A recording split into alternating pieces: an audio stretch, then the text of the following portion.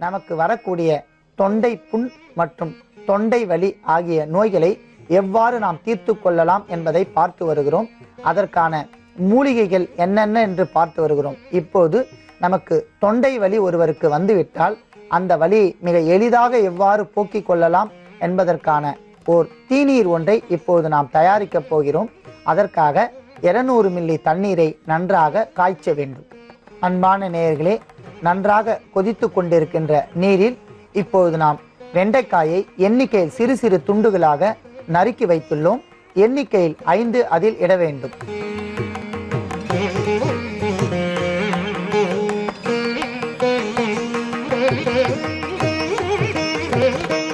அடுத்ததாக வேப்ப இலைகளை நாம் தேவையான அளவிற்கு எடுத்து வைத்துள்ளோம். அதிலிருந்து எண்ணிக்கையில் 7 இலைகளை இட வேண்டும்.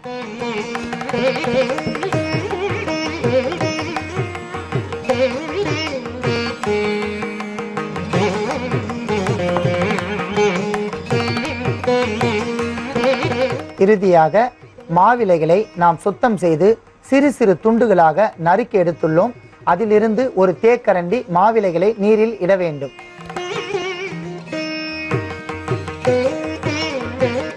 அன்பான நேயர்களே, மூலிகை தீநீர் மிகவும் நன்றாக சுண்டி தேவையான அளவிற்கு கொதித்து விட்டபடியால் இப்போது அதை நாம் வடிகட்டி எடுத்துக்கொள்ளலாம்.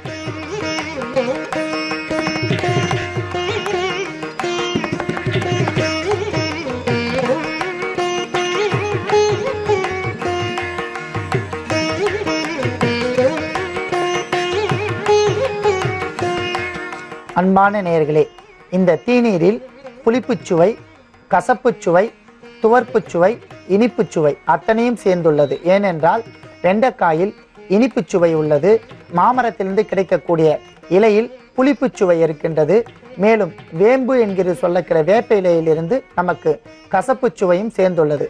அத்தனை சுவையும் சேர்ந்த ஒரு வகையான குழகுழப்பு தன்மையுடன் இருக்கக்கூடிய இந்த தீநீரை தொண்டை வலி உள்ளவர்கள் மட்டும் வாரத்திற்கு 3 முறை நன்றாக இந்த தீநீரை எடுத்து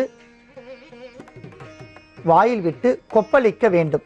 காக்லிங் என்பார்கள் ஆங்கிலத்தில். நன்றாக கொப்பளித்து இந்த நீரை துப்பி விட வேண்டும். வாரத்திற்கு 3 முறை, ஒரு நாட்களுக்கு 3 முறை, காலை, நண்பகல், மாலை 3 வேளை மட்டும் புதியதாக பறித்து வந்த மூலிகைகளை கொண்டு இந்த தீநீரை நாம் தயாரிக்க வேண்டும்.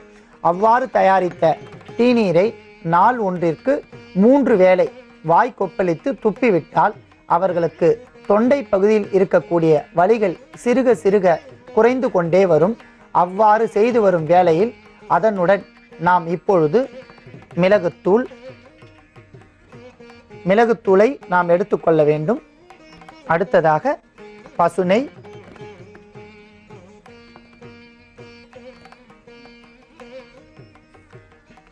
பனவெல்லம், இவை 3ஐயும் நாம் எடுத்துக்கொண்டு இந்த வாய் கொப்பளிக்கும் வேளையில் இப்போது நாம் இதனுடன் ஒரு சூரணத்தை செய்ய போகிறோம். அந்த சூரணத்தை கொண்டு சாப்பிட்டு வந்தால் அவர்களுக்கு தொண்டை பகுதியில் இருக்கக்கூடிய வலி பூரணமாக குறைந்துவிடும். அந்த சூரணத்தை எவ்வாறு தயார் செய்ய போகிறோம் என்பதை பார்க்கலாம். முதலில் நாம் அரை தேக்கரண்டி அளவிற்கு மிளகுத்தூளை எடுத்துக்கொள்ள வேண்டும். அடுத்ததாக அதனுடன் பசுனை அரை தேக்கரண்டி இட வேண்டும்.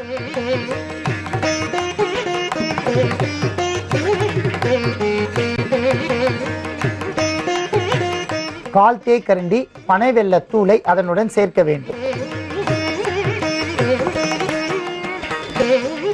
இவை 3ஐயும் நன்றாக தேக்கரண்டியால் குழைத்துக் கொள்ளவும்.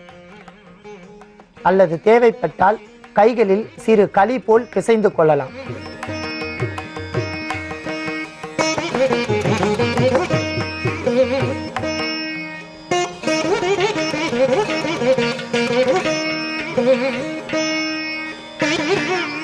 அன்பான நேயர்களே, மிளகுத்தூள், பனை வெல்லம், நாட்டு பசுனை இவை 3ஐயும் சேர்த்த ஒரு சூரணத்தை சிறு களி போல் நாம் உருட்டி எடுத்துக்கொண்டு இந்த தொண்டை வலி உள்ள காலத்தில் இந்த மூலிகை தீநீரால் வாய் கொப்பளித்து விட்ட பிறகு இந்த சூரணத்திலிருந்து ஒரு சிறு நெல்லிக்காய் அளவிற்கு உருட்டி நாம் இந்த சூரணத்தை நாவால் நன்றாக சுவைத்து சாப்பிட்டு வந்தோமானால் நமக்கு தொண்டை பகுதியில் ஏற்படக்கூடிய வலிகள் 3 நாட்களில் சரியாகிவிடும். வாரத்திற்கு 3 முறை மட்டும் போதுமானது. 3 தினங்களுக்குள் இந்த வலி பூரணமாக நீங்கிவிடும். எளிமையான மூலிகைகளை கொண்டு நாம் அற்புதமான தீநீரை தயாரித்து நமக்கு அதிகப்படியாக தொந்தரவு தரக்கூடிய தொண்டை வலியை மிக எளிதாக நீக்கிக் கொள்ளலாம்.